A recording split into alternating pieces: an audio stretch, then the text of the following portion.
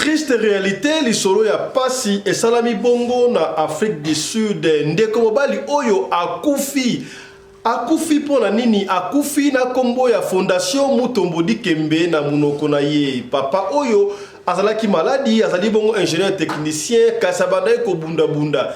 Akutanaki na entre parenthèses, Mutombo Dikembe na nzela ya Facebook, basola ki na Mutombo Dikembe akota ki ba projet na ye Mutombo Dikembe d'après ye alobaki akosunga ye kasi apesa ki ye pa directeur ya Fondation Mutombo Dikembe entre parenthèses babandi ko senga ye mbongo pesa mbongo tangu papa apesi mbongo nyonso plus de $1,500 abenga boy téléphone za ko kangama papa oyo asali rechute na malade za ki nango akufi et pesi pasi mwasi na ye moko a expliqué afandaki na mobali na ngai na bana na ngai bana na baza 5 ofandi oko mosusu boye amoka mobali na yamba moko alobi Dieu merci ngai merci nini lisusu o Mutombo Dikembe asigné lettre na ngai nakotisaki na mwana tozalaki na mwana na ndako tokamwe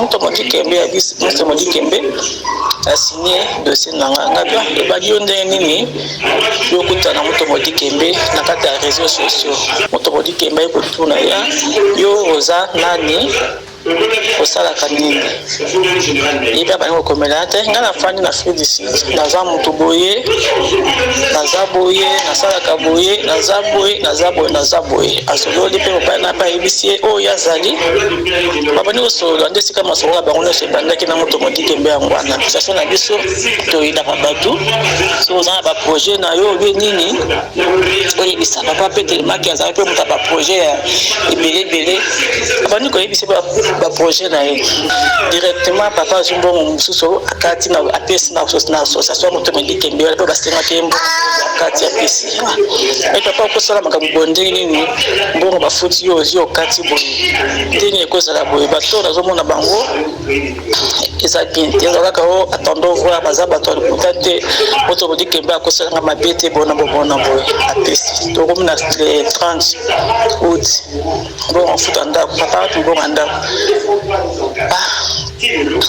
ndako esabana bakala sona mbongo te mbongo sazwaki wana tofutaka ndako yango ya lekisi na kamba sala bobunga poto sala kaka façon que tofuta ndako ya bato tosali le façon que tofuti ndako ya bato yo ebika ndemboka ezalaka na wana uti wana baka décourager abano benga bato wana partir wana kosolo de komika kaya bongo so bana kosolo na bien à partir ya ba uti wana to ko ba le 5 septembre wana bato wana kosolo de komika manevo après papa tout bandi o nazoka zoto bien te donc esali lokola souci po ya ndima kiteke kosala tozala bongo ndenge bayoka na ke le 30 août mbongo na yeso ko bima et oko makeo mbongo na ye bimi déjà ngane mutu wana otumba feisa eske papa mbongo na ode ese bimi yo ko sala free d'ici ko la yo sali kuna ngai na déplacer na zoki azaki soki na Cameroun na zoki na États-Unis sikolo obai na yo kufa le 24 septembre eko kufa. Le pays africain ne se développe pas. Bokanisi ezali pona nini ndeko oyo alobi eza pensé na ye to ko analyser ngo ensemble. Alobi parce que ba africain bazala ba dette vis-à-vis ya occidentaux ba dette mibale. Ba dette ngo ndenge nini a qualifier ngo boyi. Alobi eloko ya liboso dette ya monoko langue. Pona nini le pays africain ba lobaka ba langue ya ba colonisateur na bango. Est-ce qu'on peut pas renoncer na ba langue wana ya liboso ba langue ya mibale alobi spiritualité. Continent na continent ezali na religion nango apesi exemple ba occident quand je dis occident c'est-à-dire que Europe et Amérique du Nord kuna bazali ba chrétien christianisme Asie bouddhisme pona biso africain religion na biso ezali le kimbangisme alobi te église kimbangiste balobi kimbangisme ceux qui te pratiquent kimbangisme. Êtes-vous sûr que Makambo Kobongo a l'obito mécanal parce que combien d'années et les cas tout ça le christianisme et simbate so qui toena kimbangisme et ko simba te ko simbate yoka intervention ndeko oyo continent na continent batana ba sauveur na bango be biso pe tozana nyonga sauveur ba defsa biso tozana nyonga culture tozana nyongo ya écriture 5 biloko wana o toza nango nyongo yango na tatu ki quelque part tozali moins puissant na kopesa onda kisa balango tozo utiliser eza balango bapesa ki biso avant colonisation yango tozo utiliser ti lelo mais soko tali bato baza kotambusa Afrique baza bato bazo ba français anglais français kitoko na anglais kitoko mais bazo sala rien. Et ce côté côté spiritualité comme on a que ce qu'on na Congo awa ce qu'on na bamboka lokola ba Asie ce qu'on une spiritualité na bango ba yeb ce que spiritualité na bango za bouddhisme et sauveur na bango za Bouddha et ce qu'en Europe ba yeb ce que spiritualité na bango za christianisme sauveur na bango Jésus et de l'autre côté ce qui ba yeb ça spiritualité na bango za nini mais biso na Afrique awa na Congo so ba tuni spiritualité na biso za nini au moins na congolais musa ko ba Mahomet congolais musa ko ba Kimbangu congolais musa ko ba Jésus. Religion na bino za nini muso ko ba kaza musulman muso ko ba za kimbangisi muso ko ba kaza chrétien to bungi place wana base de données zali chaque peuple na se pela na verset mo na kata Bible version na baloba ki Dieu aza Dieu ordre aza Dieu désordre cela veut dire aza na ndenga planifier bato donc biso africain ndenge nzambe asala 5 continents azui mindela tie bango na Europe parce que pona bango eza pembe et ko simba na hiver na malili wana bango ba vivara nango et biso ba africain ba tie biso na Afrique parce que pona biso eza makasi ko simba na moyo to zaka nango et ba asiatique pa tie bango côté mususu ba européen côté mususu ba américain côté mususu nzamba kaboli totika la kaka na ba réussite ya pays to peut exemple loko la Corée du Nord Pyongyang tala comment est-ce que ba occidentaux ba diaboliser yango kenzale za la kakuna dictature ba liaka bien te mais comment est-ce que bango bazo produire ba armes nucléaires nombre de soldats koleka kutu occidentaux réunis autant mobimba est-ce que croyez-vous que na Corée du Nord ba soufaka ezaya solo tout à lokuta landa reçu oyo je crois que révolutionner ba pays africain landa Afrique. Il y manque de vrais hommes portant les pantalons. Pyongyang, la capitale de la Corée du Nord. Ce pays méconnu qui, selon la propagande occidentale, meurt de faim. Ici, la Bible chrétienne est interdite. Le Coran musulman est interdit. Mais sans Dieu, sans cathédrale, sans mosquée, vous n'avez ni terrorisme, ni attentat, ni famine, ni criminalité, ni assassinat, ni guerre civile entre ethnies. Il est strictement interdit que quelqu'un vous parle d'un Dieu qui n'existe pas, ni de son prétendu « il » qui n'a jamais existé. C'est un pays dont l'Occident dit tout le mal possible. Mais à bien les regarder, quel pays africain peut-il dire qu'il vit mieux que la Corée du Nord, tant décriée par l'Occident? L'Occident ne nous parle de ce pays qu'en ajoutant qu'ici, la population meurt de faim. Ce qui est faux, naturellement. Posez-vous les bonnes questions. Quelqu'un meurt de faim et réussit à produire plus d'1 million de munitions que l'Occident réuni n'arrive pas? Quelqu'un meurt de faim et développe des missiles balistiques et spatials que les États-Unis n'arrivent toujours pas à produire, malgré de nombreuses tentatives de ses ingénieurs. Quelqu'un meurt de faim et offre un logement gratuit ou à prix réduit à toutes ses populations. Quelqu'un meurt de faim et arrive à offrir à manger gratuit ou à prix réduit à toutes ses populations.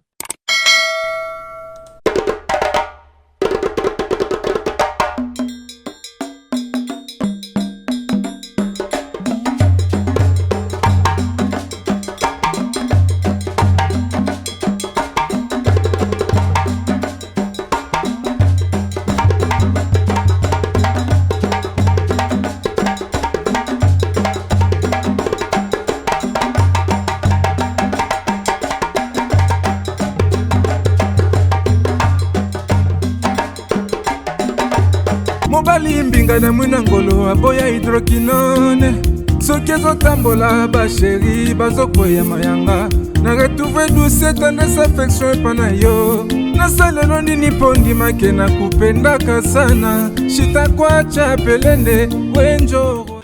Mbote na bino bandeko balandi ya Radio Lokole Télévision. Merci na confiance au bozo continuer kopé sa Radio Lokole. Masolo émission na bino kaka moko otokuta na kato yaka kobeta masolo ya makamozo le kabongo na communauté congolaise en général ming communauté ya batu ya mangala africaine batu nyos o balbaka lingala tala émission na bino yango to beta ka masolo oyo pona ko ridiculiser mutu te pona ko bebisa personnalité ya batu te kasi pona ko sunga kaka esika ndeko moko akoyaki yo okoya te soko ebinga merci mingi kasi soki bali boso yo tala biso yeba ke komona biso ezalaka fiston Pelende Tata ya Sedek. Merci à l'équipe qui nous tient compagnie. Na tongo lelo, toboy na caméra ezali bongo Winnie Larise Pelende, ozali bongo titulaire à poste lelo boy na régie tozana Claudine Larise Pelende sous la coordination ya Mamari Naumbi Larise Pelende, la femme à la taille d'une tige de spaghetti.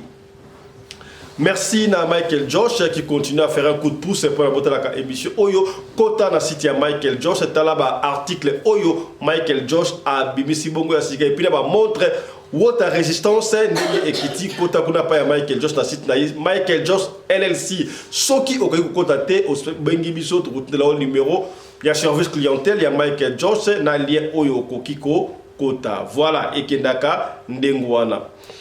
Et puis si passe di solo ya awa to mettre raba histoire vrai na sakayo biso pembe zalaka pembe awa pembe na pembe ya o comprendre est-ce que okomi qui radio le za pembe na pembe voilà soki mabe zali to ya ka to dosi mabe soki to dosi mabe o uti pa ina yo ezali te que to lingi yote ezali te que to boyote to dénoncer mabe wana pona esika yo koyaki ndeko mususu akoyate est-ce que okomi o comprendre voilà ekendaka ndengo wana yambo to beta di solo ya ndeko bali oyo papa oyo atiki bana na ye 5 na mwasi na ye veuve na Afrique du Sud akufi likolo ya fondation Mutombodi Kembe to koyeba awa ngana bi to kusala analyse soki fondation Mutombodi Kembe ezali ya solo to ya lukuta ya bokomona ba preuve wana to ko balancer le bino bomona comment est-ce que s'est passé pesi mutu ko soit ya to yebi ke ba scama batu oyo ba escroquaka bazali ebele kasi na ka oyo papa a confirmé par maman qui a solo la qui est moko na Mutombodi Kembe a solo li na un certain Félix Nani na Rolukayango, il n'y a pas de souci. A solo li est moko na un certain Félix Toumba, voilà, Félix Toumba a tes photos, na photo à Félix Toumba, a zali kutu pembe la Mutombodi Kembe. Est-ce que ba utiliser yango pa escroquer ndeko oyo tala sika ndeko na ba tout ça ko choc te choc betiye mwana mobali oyo atiki famille na ye kaka pona choc mbongo zaki na réserve ba le mbongo no soto wana na ndoko mi ko na te sika to développer obo modi bongo na sommaire. Et c'est le ko bomba te to ya komona te to yebi ke Afrique eza le continent oyo ya suka na ba continent nyonso tout. Croyez-vous que c'est parce qu'on ne veut pas le développement ou bien c'est parce que nous copions mal? Je crois lobby tout cela qui bino Maloba, il y a un citoyen africain d'origine gabonaise qui a expliqué comment est-ce que l'Afrique a des intellectuels, de professeurs d'université, mais bazo ko abon ko jira Afrique n'a pas compris. Pourquoi? Parce que bazalaka colonisé, bazalaka dicté par l'Occident. Comment voulez-vous que la France, un pays 5 fois plus petit que la République démocratique du Congo, et quoi qu'on dirige un pays comme la Belgique, 80 fois plus petit que la République démocratique du Congo, bah quoi pour diriger. C'était pourquoi les autres continuent à go na fouiner pour na quoi la objectif il y a émission pour la collaboration esprit et ça émission il y a effet à conscience. Il est temps pour que nous puissions nous réveiller, frères africains. Réveillez-vous. Qu'est-ce qui s'est passé? Alors ndeko oyo za mutu ya spiritualité ya lobi to za ba nyongomi balé ya bengi yango dette na yebiti ko benga yango nini oyo pour l'Afrique et se développer dette ya liboso alors la première langue dette par rapport à l'occidentaux langue. Comment est-ce que quand ils sont venus na colonisation ba imposer biso ba langue na bango oyo ba langue na bango etika la pa na biso totan ça va na biso ba langue na bango na jeu exemple ba français anglais espagnol et koso pour na nini est-ce que langue na biso chiluba lingala swahili ba langue donc tous les pays africains a sa langue maternelle bien pour la nini totika ba langue na biso to privilégier priorité comme la langue ya ba colonisateur. Croyez-vous que ceux qui mutatangi se mutatika la réserve te yango wana bazali ko contrôler biso poto salela biloko oya bango? Est-ce que ndeko oyo azana raison to azana tona ko tela vidéo landa et le ko ami balé alors bizali religion spiritualité même Bible yango loba vous priez vous ne recevez pas parce que vous priez mal. Il y a eu le temps pour nous, les peuples africains, de réfléchir dans ma cam autoloba. Mais papa fiston, yo commis à tête, nous allons tenter pour libérer l'Afrique. Les loyaux, je préfère mourir na cause beaucoup juste que de mourir pour rien. Attends le socialité. Toute socialité, bana na biso batika kolobado papa na biso adé ko bunda pour la cause moko juste. Voilà, c'est ça même l'objectif. Alors pour la religion, chaque continent a sa religion. Oui, il y a un Dieu universel qui existe, mais chaque continent a sa religion, doctrine. Donc, on a expliqué que religion occidentaux, quand on parle des occidentaux, tu vois, bon, États-Unis d'Amérique, France, d'Europe, quoi, voilà. Bango, ça, le christianisme. Christianisme, on a, et c'est la capone africaine, ça n'engage pas moi, ça n'engage que nous comme Talobi. Christianisme, c'est pour les Occidentaux, les décideurs. Auquel la continent Asie. Asie, c'est le bouddhisme qui règne. Bouddhisme qui règne. Toye Kotoyo, en Afrique. En principe, religion africaine est le kimbangisme. On ne parle pas ici de l'église kimbangiste. Non, religion kimbangisme. Nous devons reconnaître valeur. Il y a Simon Kimbangu qui est venu comme étant libérateur. Il y a peuple noir africain. Si nous croyons à ça, je crois, tout le monde a changé. Papa Fiston, il y a comme si on a c'est la vérité. Ne quoi expliquer. Ah mais et là quand il y a un mekakate, to vandina christianisme combien de siècles, combien d'années Afrique est la pauvre. Mais to mekara nous peut kimbangisme non. Ce qui m'a dit que c'est un karaté. Pas ni mandé zalak. Au président au mandat à quitter, mandé que tout mécano nous peut changer. Est-ce qu'il n'y a pas moyen dans mon pays, le Colombe Sud-Afrique et mécano déjà dans le Parlement, Parlement sud-africain, la langue n'y surtout on se sentir libre. La langue n'y surtout. La langue n'y surtout de l'Afrique du Sud, la langue officielle. Na habité dans le pays africain, la langue ni. On doit renoncer. La langue on va constater et comme deuxième langue. Et comme deuxième langue. Voilà comment est-ce que ceux qui par exemple ceux qui bana bandi kotanga officiellement na lingala mabeni des aliwa. Mabeni des aliwa. Bana officiellement na Swahili, mabeni des aliwa. Est-ce que c'est autant que mathématiques na Swahili, na lingala, na français, différence yali. Est-ce que comme to soli ka pembe. Na lobité on va critiquer parce que tout ça expert dans critiquer na lingi yo ola na nous maloba ndeko oyo ndenga expliquer. Et puis il y a lui balé ngala ko baksa misatu. Oui, c'est vrai. Et la mise à toi dans le pays, le pays où la construire mes alliés. L'Ikamouya monnaie. Comment est-ce que le pays africain, base à la monnaie, Oyo, occidental, France CFA. Heureusement, dans le pays Sahel, le Cameroun, Sahel, c'est quoi? Burkina Faso, Mali, Niger, Kosovo, renoncer à Mbongo. Imaginez-vous que France CFA. Banque nango za la France. Donc bon ça la mbongo réserve nationale ya pays dans le pays mais ça la France. Alors comment est-ce qu'on va pas vous contrôler? Ce que vous avez mbongo ya bino moko. Est-ce que va contrôler ndongo est-ce que commis to soli ça c'est pour nos frères africains. Vous comprendrez? Voilà, suivez l'analyse de oyo ko critiquer dans nous bon tabaté ndeko. Tika dans nous critique inutile wana Yolanda tout ça la mentalité parce que je sais les lois est comment non, les gens qui sont venus ils connaissent la Bible plus que les créateurs de cette Bible-là. Oh, d'ailleurs, Léopold de Arubakinini, n'allez pas chez les Africains, précisément aux Congolais, n'allez pas leur apprendre Dieu. Ils connaissent Dieu plus que vous. Alors, c'est quel Dieu on parle là? Est-ce que commis vous allez comprendre quelque chose? ezalaka na nyongo ezalaka ndako eza na souffrance bata nyongo bana otelemela liboso nyongo na biso liboso ezali côté pasteur azali côté prophète azali toza na nyongo d'abord nyongo ya balanga mindele to defa de deux toza na nyongo ya religion ezo ko kamba biso na Afrique ba religion d'état toza na nyongo nango toza na nyongo ya sauveur continent na continent batana ba sauveur na bango mais biso pe tozana nyongo sauveur ba defsa biso tozana nyongo culture tozana nyongo ya écriture 5 biloko wana o tozana nyongo ya kona tatu ke quelque part tozali moins puissant na kopesa onda kisa balango tozo utiliser eza balango ba pesa biso avant colonisation yango tozo utiliser tilelo. Mais ce que tali bateau baza ko tambusa Afrique baza bateau bazo ba français anglais français qui toko na anglais qui toko mais bazo sala rien. Et ce que tali côté spiritualité ko mona ke ce que na Congo awa ce que na ba mboka lokola ba Asie ce que tuni spiritualité na bango ba yeb ce que spiritualité na bango za bouddhisme et sauveur na bango za Bouddha. Et ce qui est en Europe, il y a une spiritualité dans le christianisme, sont vers dans Jésus. Et de l'autre côté, ce qui est il y a une spiritualité dans le Zalini. Mais en Afrique, on a Congo, on a une spiritualité dans le Zalini. Au moins, on a Congolais, on a le Mahomet, Congolais, on a le Kimbango, Congolais, on a le Jésus. Religion n'a pas de Zalini. On a le Gaza musulman, on a le Gaza Kimbangis, on a le Gaza chrétien. Tout bungi place wana. Base de données Zali, chaque peuple, dans ce pays-là, on a versé dans la Bible. Version na baloba ki Dieu aza Dieu ordre, aza Dieu désordre. Cela veut dire aza na ndenga planifier bato. Donc biso africain ndenge nzambe asala 5 continents.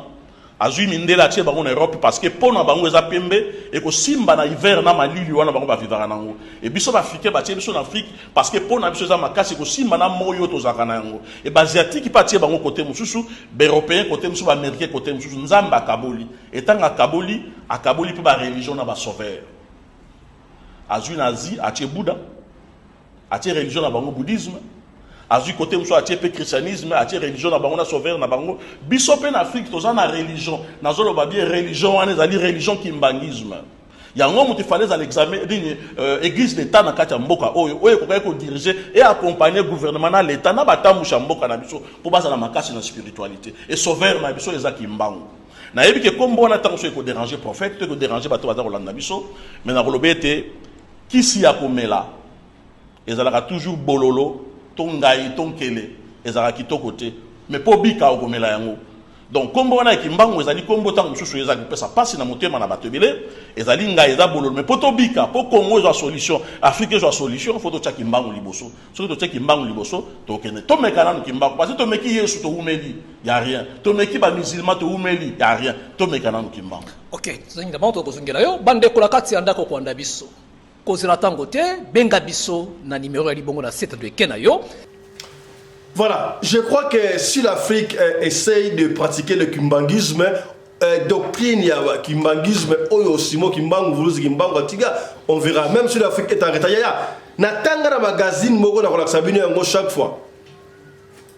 Yaya, Simon Kimbangu jour à Koufaka, ils ont ceux qui feraient dans Maroc, dans mon en passant, dans la bibliothèque, dans le livre, dans la Sabino, comment est-ce que les gens respectent Simon Kimbangu en Afrique, Bissora Raboui, tout le monde a Simon Kimbangu. D'ailleurs, image de la c'est la image de les carreaux, comment est-ce que le blanc, ils connaissent la doctrine africaine, dans l'Afrique, c'est les Kimbanguistes.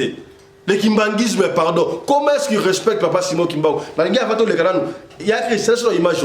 Ça, image, comment est-ce que Mindele va comprendre? Parce que puiser les pas biso. Ah, bino Mindele kakaloba. Est-ce que biso moko? Pourquoi est-ce que nous les hommes noirs, les Africains sommes comme ça? Quand vous avez de l'or entre vos mains, vous minimisez ça. Il faudra attendre l'Occident. Pour c'est très important. Comment est-ce que les Occidentaux viennent ici au Congo, dans Kamba, pour kozwa oya biso kokena vous l'Africain pour comprendre la montée. Tala image de bozo to de kalabiso.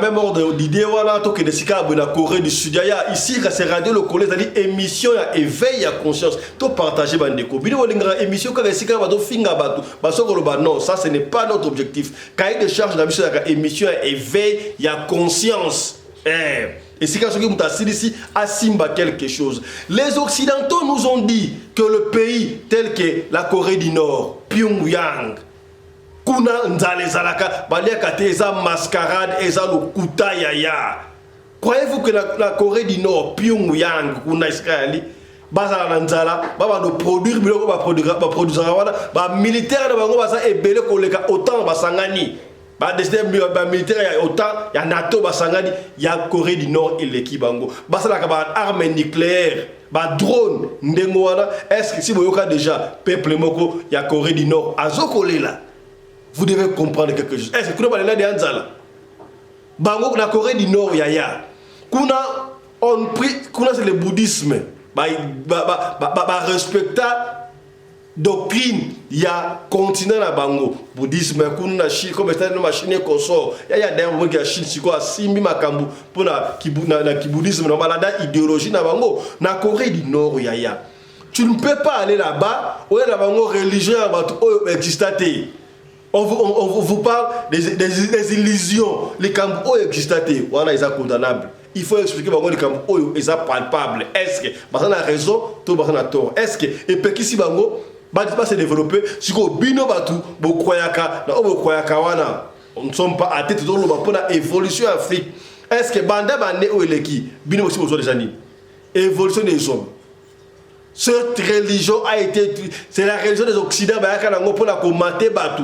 D'ailleurs, Léopold Delobaki yango, bozo basta bango na mission pendant 9 mois. Boke ne pas na bango bala bela soso. Yo ya soso ya faina ma belu.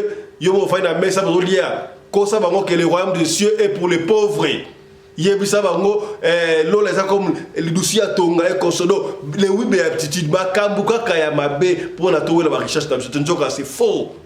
Ba changer biso même système d'éducation yaya ngana la likamu oyo pour na nini te ba revoir système d'éducation na biso yaya. Même si on va continuer à étudier ma langue oyo ba mde ba tikela biso, mais la géographie à Congo, la géographie à Congo, vraie histoire à Congo batang sa biso ndengo wana. Tant exemple à Pyongyang, Corée du Nord, là vous comprenez. Émission Oyo, vous allez émission à compréhension pour vous comprendre tout ça.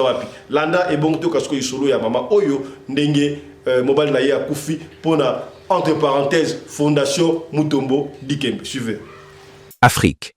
Il y manque de vrais hommes portant les pantalons. Pyongyang, la capitale de la Corée du Nord. Ce pays méconnu qui, selon la propagande occidentale, meurt de faim. Ici, la Bible chrétienne est interdite. Le Coran musulman est interdit. Mais sans Dieu, sans cathédrale, sans mosquée, vous n'avez ni terrorisme, ni attentat, ni famine, ni criminalité, ni assassinat, ni guerre civile entre ethnies. Il est strictement interdit que quelqu'un vous parle d'un Dieu qui n'existe pas, ni de son prétendu « il » qui n'a jamais existé. C'est un pays dont l'Occident dit tout le mal possible. Mais à bien les regarder, quel pays africain peut-il dire qu'il vit mieux que la Corée du Nord, tant décriée par l'Occident? L'Occident ne nous parle de ce pays qu'en ajoutant qu'ici, la population meurt de faim. Ce qui est faux, naturellement. Posez-vous les bonnes questions. Quelqu'un meurt de faim et réussit à produire plus d'1 million de munitions que l'Occident réuni n'arrive pas? Quelqu'un meurt de faim et développe des missiles balistiques et spatials que les États-Unis n'arrivent toujours pas à produire, malgré de nombreuses tentatives de ses ingénieurs. Quelqu'un meurt de faim et offre un logement gratuit ou à prix réduit à toutes ses populations. Quelqu'un meurt de faim et arrive à offrir à manger gratuit ou à prix réduit à toutes ses populations. J'ai plutôt l'impression que comme la Russie, qui devait être aussi pauvre que l'Espagne, les Occidentaux ne citent leurs adversaires que pour les dénigrer et se donner l'illusion d'avoir le meilleur système du monde. Et tout cela, malgré leur monopole de la violence, de l'insécurité dans la population, malgré la montagne de dettes contractées, soi-disant pour donner à la population un confort et un bonheur, ce même peuple déserte les urnes, parce qu'il peine à voir concrètement ce qu'on a fait avec l'argent de la dette qu'elle doit rembourser. Pyongyang ne demande rien à personne, mais ce qui gêne en Occident est à qu'il continue son petit bonhomme de chemin, sans se mettre à genoux, sans tendre l'autre joue, comme semblent le faire les Japonais avec les Américains. Et ça dérange, ça perturbe les donneurs de leçons en Occident. Un pays sous embargo réussit à se développer sereinement et offrir à ses populations un minimum vital que les Africains, champions de la démocratie libérale et élèves perpétuels des leçons sur les droits de l'homme et la bonne gouvernance, totems imposés par le Occident, n'arrivent pas. C'est le Zimbabwe qui a compris que pour aller de l'avant, il faut souvent avoir le courage de dire qu'on refuse de tendre la main, qu'on refuse la mendicité qu'on vote nous impose comme mode de développement. Résultat des courses, le Zimbabwe sous embargo de l'Occident produit plus de riz qu'il ne peut en consommer, produit plus de blé qu'il n'en consomme. L'Iran sous embargo occidental, donc sous privation de l'électronique moderne pour l'industrie, a réussi l'exploit d'être aujourd'hui à la pointe de la modernité, dans son complexe militaro-industriel, comme dans le développement des drones, kamikazes, bon marché. Cuba, sous embargo des États-Unis depuis 1962, n'a ni la population, ni le territoire, ni les ressources naturelles dont disposent les pays africains, offre la santé à toutes ces populations au point d'exporter le savoir-faire de ses médecins vers l'Afrique. À l'Afrique, il ne manque ni le territoire, ni les ressources, ni le climat, encore moins les populations. À l'Afrique, il manque le plus important, les cerveaux, les gens intelligents, les ressources humaines mises au service du groupe, de la collectivité, et non uniquement des intérêts personnels de quelques-uns, pourtant champions de la démocratie.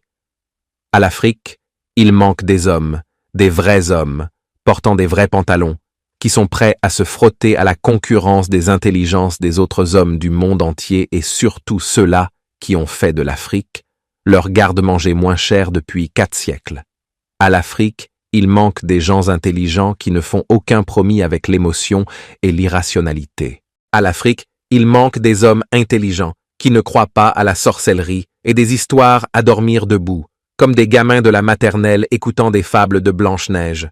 À l'Afrique, il manque des vrais hommes dotés de la pensée critique qui savent qu'aucune plante ne peut tuer un virus et qu'il faut forcément passer par des laboratoires pour atteindre des résultats probants non miraculeux avec les plantes non seulement africaines, mais du monde entier. À l'Afrique, il manque l'homme libre. À l'Afrique, il manque l'homme libre qui ose faire ce que les autres n'ont pas eu le courage de commencer. Ya tokobetela osika boye lisolo ya pasi na lobi yango esalami bongo na Afrique du Sud. Je crois bandeko tant tobetaka masolo oyo tobetaka yango pona sentiment te, tobetaka yango pona kobebisa personnalité ya bato te, kasi pona ko compatir d'abord s'il y a décès, s'il y a mort d'homme na famille. D'abord, avant de commencer, au nom de toute l'équipe de la Radio Le Collet, nous présentons nos très sincères condoléances à la famille. Sa papa, un père de famille, a tigi mwasi na enabana pour entre parenthèses, va kufina kombo ya fondation Mutombodi Kembe na munoko na bango. Est-ce que fondation Mutombodi Kembe o kufeli ezali ya solo, to ezali ya lokuta? Qu'est-ce qui s'est passé? Ndeko o apparemment azali vraiment molandi monene ya Radio Le Collet télévision hier. Maman oya beti li solo na mobile na ya bana collection Radio Le Collet télévision atamu qui était. Alors papa fisto papa to bana osaka ndolo baka papa na mama na bana bafandi to landa kayo ensemble ndengwa siko na komi na pasi to bandi ko landa Radio Le Collet kaka biso na bana papa azate papa akufi. Oh papa akufi nini? Abi papa fisto biso to za yiba na masina abetiba isomo ko mukima sina wana betozalaka bongo na Afrique du Sud. On zele réseaux sociaux, on zele WhatsApp na ebité par moyen nini papa azwa kisoki numéro ya Mutombodi Kembe na ebité na niveau na zoki yango. Papa aza ingénieur technicien. Asala ka ba musala na imoko awa azwa ki ma problème na musala ba pesa ki ma congé na ebité mo to ningana ki me na congé wana ba futa ka salaire na ye. Alors oui, bien sûr, on a fait un anda comme ça là, et zalité mais distraction mingi réseaux sociaux qu'on soit ailleurs tomber na numéro il y a Mutombodi Kembe.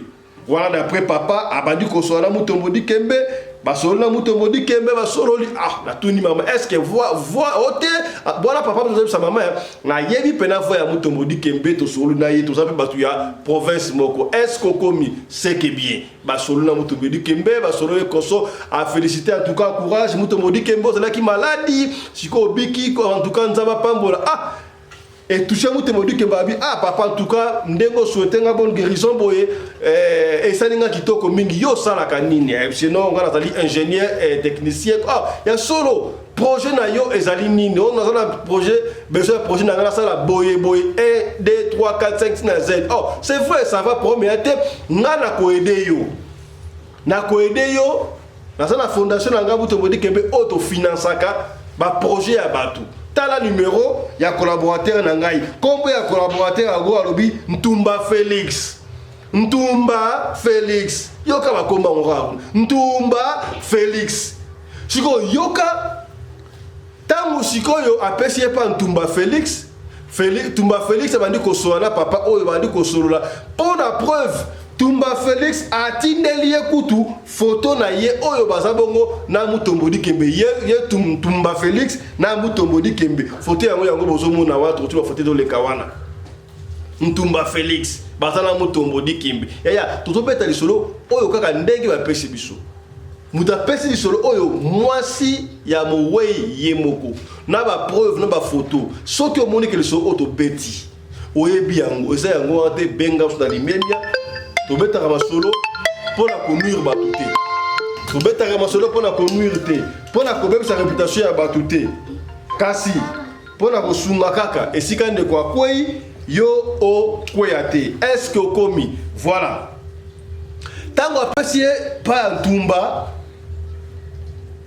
Félix ayebisi omoni ndenge ezali wana en tout cas biso nde tozali awa pour la la fondation et sengaka ko remplir le formulaire bloka mike za ba monta mo ça va côté projet yo papa ça la projet a beta projet belé à côté ça kuna bisa pour mais projet au peut la valider pour la comme membre d'abord et senga montagne tel oh $150 papa tin $150 pesa boya pesi bon ah baba ndiko bimisa mama yebisi mais papa yo ta sûr que batu oyo pena basa batu ya Mutombo Dikembe basa na mbongo ebele soka linga financer mutu et comme so basa na mbongo boy ngara o mona clarté ba papa el bo to ka ba mama to ka ba maso so lubapi abinga na mona o clarté o clarté na ngani ndengo te na mona o clarté na mona o pesi ngama mutu ko swa te en tout cas na solo na Mutombo Dikembe azape kutu mutu ya mboka na biso do kina moniye na solo lipe na Ntumba Félix oyo na appel vidéo ya atina appel vidéo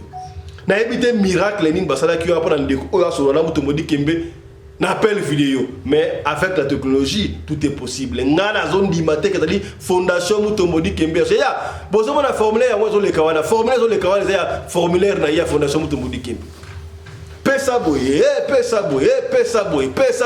papa pesa ti et comme na niveau papa kuta lembi na esa bino ah papa kutu a osa na terre zaki na repos médical na ndenge ya musala mais compagnie futaye ba comme na difficulté croyant que non soki mbongo wana ba soki ba financer sur mbongo zaki belo wana tours à départ na refonga entreprise ya ngamo et puis tours la très bien maman pekisi papa linga quitter mbongo bafuti ya salaire ba uta ko senga su monta moko songolo monta x yema ko expliquer bino papa aboye ko pesa beton monta ne côté no pesa mbongo wana x même bo senga ba mbongo boye ndenge nini yoka sikoyo Ntumba Félix alobi non ndenge zali awa kutu mbongo na ese bimi mais faut ba mbongo mike na Afrique du Sud kuna ngana okende so Cameroun et puis na les États-Unis mais pesa monta moko so ko no monta c'est que to ko sala ngo moroté c'est que mbongo na yo okozo yango susute papa tala bina sina pas de mbongo be déjà ça va na pesa kaka papa zo mbongo no sur salaire ba uti ko futi kaka na mois d'août parce que c'était prévu na mois d'août l'année passée oyo mbongo ngo ya Mutombo Dikembe bazwa papa pesa mbongo no stuwana bazangi na mbongo ya kofuta ndako mama debrie na ba yaya ba futi ndako mois d'août ekokina le 30 août parce que le 30 août mbongo roleka ba benga numéro boye et l'appareil de votre correspondant soit éteint soit hors du périmètre papa oye ba tumsu ba ko résister na problème papa malade zombie tension simba ba kena papa na hôpital papa a dit ko regretter abandi ko benga boye l'appareil de votre correspondant soit éteint soit hors du périmètre ba benga boye tika o déranger ngai wana zali frappé papa tension kiti et ça dit que papa kokili soutien na éviter tension kiti papa azongisi molimo tala yena makanisa ye azali ko insister non na sola kina Mutombo Dikembe na appel vidéo na moni ah est-ce que Mutombo Dikembe a ko participer na escroquerie na yebité tout le monde a kayango ba ko tro obenga appel vidéo ba bongista computer ko zo mona Mutombo Dikembe ba mezali na ngoyete mais Félix Tumba oyo abi abada ko sola na ye sika boye numéro na ye pe ezo le kate wa za explication na ko ba mingi te na lingi to na nanu mama yembo ko lengo beta lisona ye e bongo to zonga to commenter ngala landa lisolo ya mama très bien ezali ba escroquer bango et pas ya fondation Mutombo Dikembe to ba utiliser comme ya fondation Mutombo Dikembe ba escroquer batu bino amsusu bozo mayele landa mama lenga ba explication. Papa Fiston, bonjour. Nazali moko ya fanatique na émission na yo mingi. Na émission na yo. Ba na ngapa bana ko landa émission na yo mingi. Ko mususu pe akomela ki atuni yo soko zali mona papa penede na masina. Ya bosola ne pe mo mususu na WhatsApp po toza bana masina toza awa na Afrique du Sud. Ya mabaya na toza ko fanda dai kaka bien awa. To na pe émission na yo. Ya so na teme pour na partager be histoire ya ndako na be ya vie na ngai. On a pensé yo betaka be fokana be biso maile na batu biso maile. Histoire ya zo beta oya iliga na vie na ngai ndako na ça fait quelques mois ezali boye. Afanda ki na mobali na ngai na bala na ngai bala na baza 5. Ofandi mususu boye amoka mobali na mboka lobi Dieu merci Dieu merci ni misusu o Mutombo Dikembe a signé lettre na ngana kotisaki na mwana tozalaki na mwana na toka mo Mutombo Dikembe ya bisi Mutombo Dikembe a signé dossier na ngana ba dionde nini yokuta na Mutombo Dikembe na kata ya réseaux sociaux ayeba ko yebisa ngana bandeli ndenge babandaki kosola Mutombo Dikembe ne bandeli abaine bandeli bike Mutombo Dikembe abelaki akotaki hôpital abimi tant abimi na hôpital de apostaki soki ndenge kaka soki mutabeli soki abimi hôpital de ka bat baposaka na Facebook soki ndenge na wana mobile na ngamo ki a commenter be ka nde batoso baba na ko commenter na page ya Mutombo Dikembe pa epe a commenter abi en tout cas nzamba za lokumu ndenge biki nzamba za malamu yebse kaka biloka makambo bien nde baba na ko solola ye sima Mutombo Dikembe ko tuna Mutombo Dikembe pe cap ndi baba ni ko sola ko tuna bien merci de konanga na ndenge o souhaiter nga ba bonne chance na longue vie nzamba biki singa na zaki bona boy ba continue ko solola ba nkana soki na Facebook baba na ko solola après nde Mutombo Dikembe ko tuna yo oza nani osala kanini iba ba ngo komelate ngana fani na Afrique du Sud naza mutu boye naza boye nasala ka boye naza boye azololi pe ba na pa ibisi o yazali baba ni ko solo ndesi kama solo ba ngo se bandaki na Mutombo Dikembe ngwana baba ni ko solo la et continuer na ko solo la ba continuer ko solo la Mutombo Dikembe ko ibisa ngana zali na eza association na ngai naza na soka association Mutombo Dikembe ya naza na association na ngai Mutombo Dikembe na itaka bato ebele na itaka bato baza ba problème bongo yo za ndeko na ngai pona nite na yo ko aider yo kabia problème ezate ndiye Mutombo Dikembe atunaki ye olingi osala nini façon na biso toyinaka bato so oza na baprojet na yo obe nini oyebisa papa pe telemaki azali mpe moto ya baprojet ya ebele abandi koyebisa baprojet na ye ke nga naza motu boye natanga boye nasilisa boye naza boye naza na projet na ngai nakita Congo mpona fongola ma compagnie na ngai mpo nasalaka boye Mutombo Dikembe eza intéressant nakoki koide yo mpo nayedaka bato oza ndeko na ngai nayoki mpe kotika yo te bo papa pa monaki ke Mutombo Dikembe aza moto akoketa moto monene biso toyebi amonaki eza vrai ke Mutombo Dikembe akoide ye mpo ayedaka bato akoki koide ye en tout cas masongo na bango ekontinuera vraiment molai basongo na bango bana okontinue depuis juillet si le 20 septembre l'année passée de faire ma sonde bango silaki te papa tonia kokota l'association na yo et ça eza ndenge nini tout d'abord papa a commis comme là ba biloko za dango besoin ba dépense ne ko za pour na ko aider yo pour na projet na oza na papa a commis atindeli moto ba dikembe atindeli moto ba dikembe wana moto ba dikembe bien OK ngai naza président de l'association mais naza pe na administration nanga oyo ezali oyo balandaka makambo ya association et un problème te na totinda yo kwa administration yo obosola na bango mais après avant tindena na bato na ye wana moto mondi kembe azalaki déjà ba projet na ye wana azalaka ngo atangi yango asigné yango kende asigné na tindi pa bato oyo bazotravaille na association na ende wana ndile travailler dans le bemaki ko côté association yango yo bona boye aussi au côté déjà na nini na kata association au côté déjà mais nazala bato na travailler na bango de baza kuna ba ko enregistrer yo ba ça ba kamyo sur le parc na ngamu moto kembe na silisi et c'est signé déjà dossier na yo de papa bandika na bato wana ba les associations moto modi kembe te aussi ba solo la pièce signé déjà pas dossier signé déjà ba projet na yeke ba ko pesa mbongo boye pour continuer projet na yo atina ke bato mususu bato wana de babandi moto wana ba balai mbali ko mona etumba Félix on a zappé le numéro moto modi kembe ba so na papa numéro États-Unis na pe numéro ya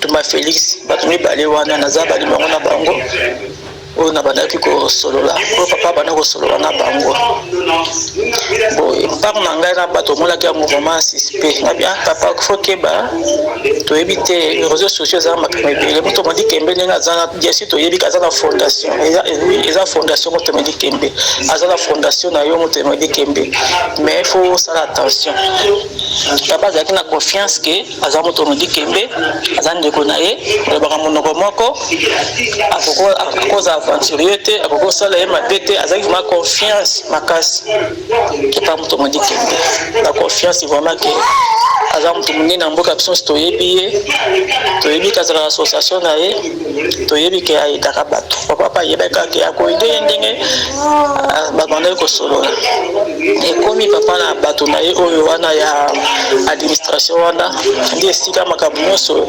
ebandi ya mwana babandi bato aya bayebisi ke ake otokozwa lettre oyo ewuti pa moto modi kembe esa signé pa topesa yo mbongo toyoki kopesa yo mbongo boyo te eza na badroit moko tofundisaka ya mike mpe po koma membre na biso babandaki etoka liboso futa $270 po tokotisa yo na boye na administration na boye papa azalaki confiance na moto modi kembe azwi 270 kayaki kopesa wana papa azalaki na ndako banda juin année passée azalaki na ndako azalaki na repos médical abanda kosala te santé bandaki kodérange azalaki na repos po te abanda azongela mosala na ye na temps wana ya repos azalaki na ndako nde akokutana na makambo oyo nazobeta lisolo siko oyo 270 papa ke ya futi eleki mikolo fo futa ngoma ya papier moko boye pa basigné papa ke ya pesi eleki mikolo so bafani muke eleki mikolo bafuti eleki mikolo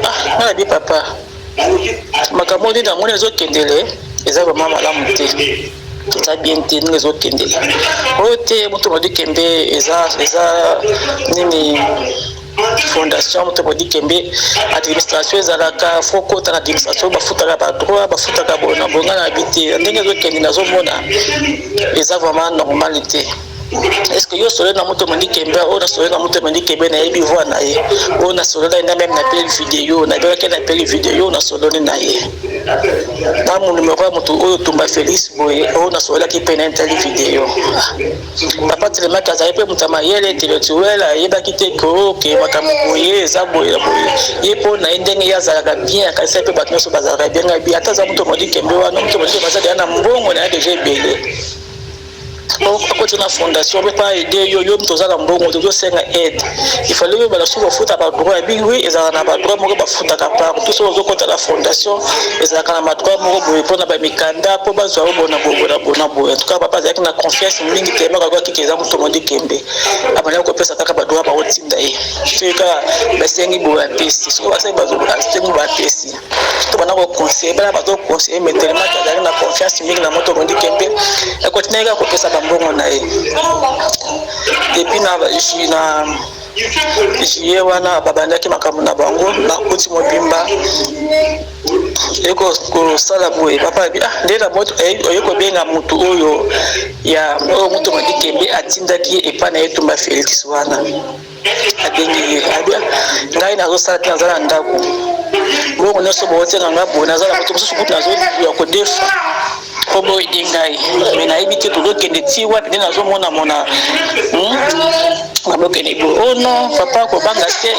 lettre na ode yasi basinyaki yango makambo eza nango kaka malamu mbongo na yo kobanda makambo na yo papa ebitenga asu na mbongo te kombo bayike mbongo na futi ya suka ngoyo na asu na mbongo te ye moto wana Tumba Félix ayesi papa ke soki bongo nazobenga moto Madikembe nayebisa eke yo okoka tokansele dossier wana mpo debatura oyo ya mike baosi kofuta te papa komaki sikoyo na suka azoyeba te na continue dossier oyo na kata obela sala nini te makaka na confiance ya moto Madikembe mpona kokende molai te eye kokoma na septembre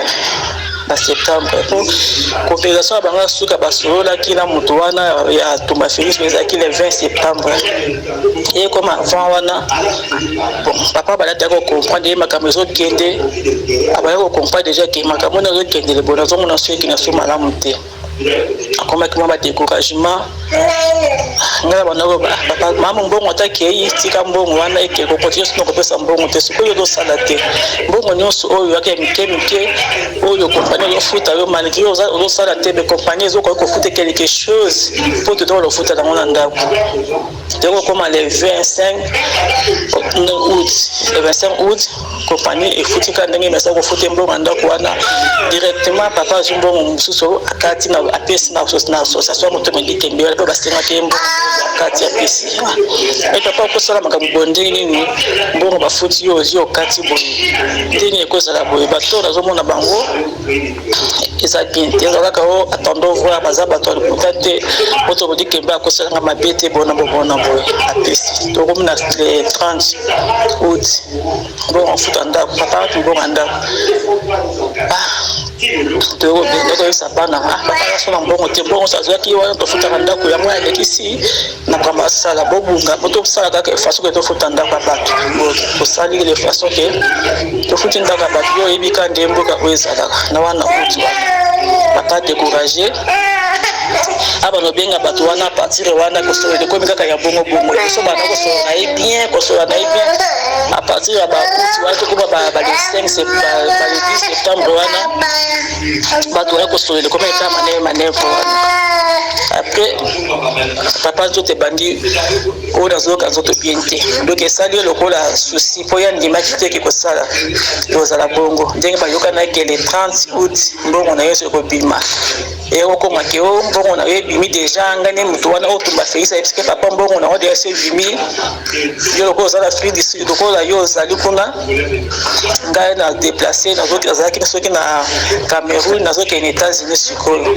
mpa na ngai dossier ekomi na bato soki ya banke ino wana yebisaki ekoma banke lokola toza bamboko ya différent ozala 48 heures mpona kozwa mbongo papa azalaki na confiance ke 48 heures ekoka kozwa mbongo zela bato wana ekomi kosola na bango ekomi mwa pasi daye moko ayeki kokomprendre ke makambo nazomona ekende bien te papa bani kobela nzoto bani koderange susi wana ekosala ye ekosala diare wana bastress wana ayeki kokota hôpital akota hôpital wana boka na hôpital kuna azoba kaka bato bakoselanga mbongo na hôpital papa ozobela tika mbongo wana soki bato wana bakolia te aba kaka moto Madikembe na bato na ye wana bazokoselanga mbongo ye wana aza na hôpital azoba kaka bongo toyokobima na ndako na hôpital yokokoma mwa bien mais makambo ndenge esalemaki wana donc akoka kosupporte choc wana te ayekosala sur rechute papa ayekokufa na le 24 septembre année passée basololaki na bato moto association moto Madikembe wana le 20 septembre wana bandaki kokomela moto wana biomoni obandaki kobenga nga ntango nyonso napesa bino mbongo boye o moto Madikembe alobi boye sikoyo ngai nakomi obengo kangi telefone wana papa aza na hôpital mobali na ngai kokufa le 24 septembre aye kokufa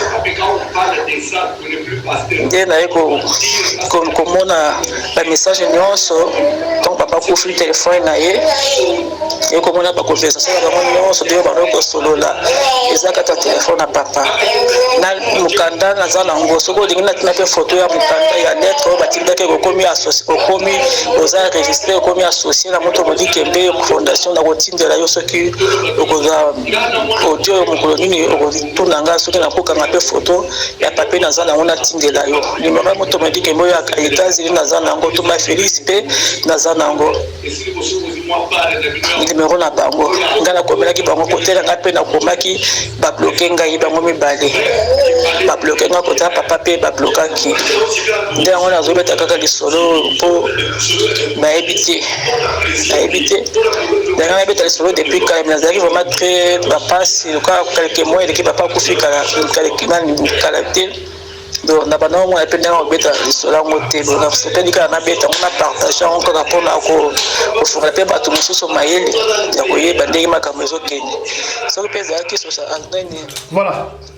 Je crois Bolandi Mama ndenga expliqué eloko nasepeli ya suka mama lobi asepeli abeta lisolo yango pona a peigner batu mususu bazo mayele. Donc sur la lisolo ya mama na yebi tout ça analyse ensemble on va réfléchir à haute voix bino réfléchir à partir commentaire kuna ngana moni kiza scheme et ça déjà donc bazwaki papa lokola muku babane kolia mbongo makambo ndengo wana ezali ebele na internet ya esprit faut ça la moni mutakoza na intellectuel na ndenge ya kelasi mais na makambo ki muku boye azala imuku parce que mutu aza bel esprit tinga pena boye ono musala mo za kuna so quelque part sur internet ah oui mais ça internet ça na ka so tala te et comme on pesa no mbongo boye ya wa za just scam mama kutu moli mo sa de zo qui est déjà ayo c'est papa na mo makambo la clarté mais papa andima qui était trop si tellement mon qui appelle vidéo ya Mutombodi Kembe amoni pena appelle vidéo ya Mutombodi Kembe mo rabi c'est que makambo pena ezali pena sérieux na ndenge nini basala ki photoshop bati wana ba monsieur longa Mutombodi Kembe kaka ndenge ba blasphème o basala scam na bat bo se rappeler na ministre moko boye oyo ba longa na bureau pour aller ko sona film o boye ce qui ba masturbation lo mandengo ministre asa chef Kabila ezali lo mandengo wana ba si photo ya Mutombodi Kembe bati wana yo soka toko sona di o kanti lokolo sona Mutombodi Kembe njoko sona été mais heureusement mutu o azala participer na scam na kioscoquerie oyo Félix Ntumba yé pene ba sona appel vidéo mona kibe la preuve est que atene bango photo er moko bato ba célébrité bo la catastrophe bo toko pe ça peut être poko yebate netinga so le kanzela be pas fisto to kanga photo o kangina mutu photo o ebite mutu ngo azanani du fait que papa fisto ayebani o solo na ye o kangina ye photo. Alors bato ko utiliser photo wana pona ba yiba bato mususu ba kosa omoninga na zakara papa fisto ya mutu nanga ya kati ta ko photo yango ba sa ibele ba ta kandengo wana na ebite photo wana ko boyo kanga photo la bato to ndenge nini ebite mutu osana photo wana ilo ndeko oyo Ntumba na ebi ko sa Ntumba Félix ko komone ya solo po numéro a pesi awa ngana ebi ke ba escroc d'APR mais donc pesi so pasi escroquerie ba escroquer père et memie na liwa. Papa a qui trop sûr dans mbongo wala été combien pas nous avons l'entreprise. Toi mais quand numéro yango ya Ntumba Félix d'abord numéro na mo déjà oyo et ça derrière numéro il y a le couteau déjà. Et ça ce qui a mboka nini. Numéro yango ça plus ya bo benga ngo pe plus 237 65 33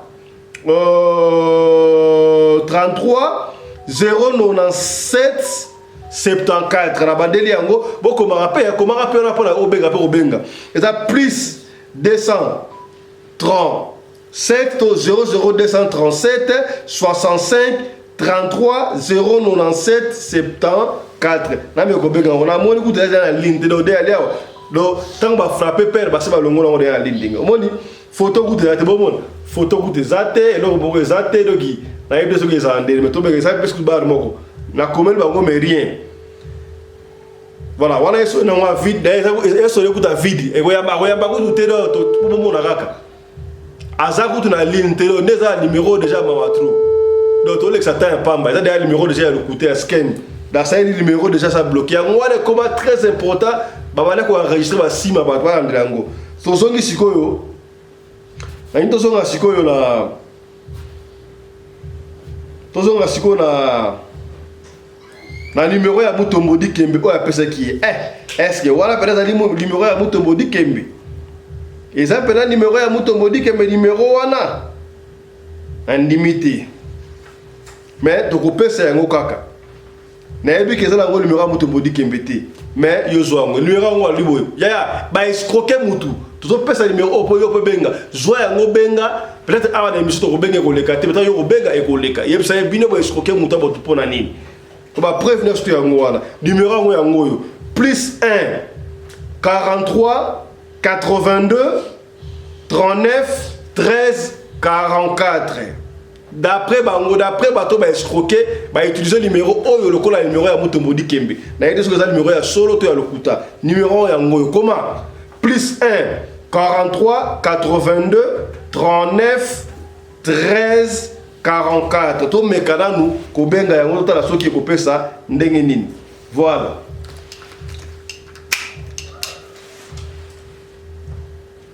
to mekana ko benga ay biso so ba oyamba to ba oyamba te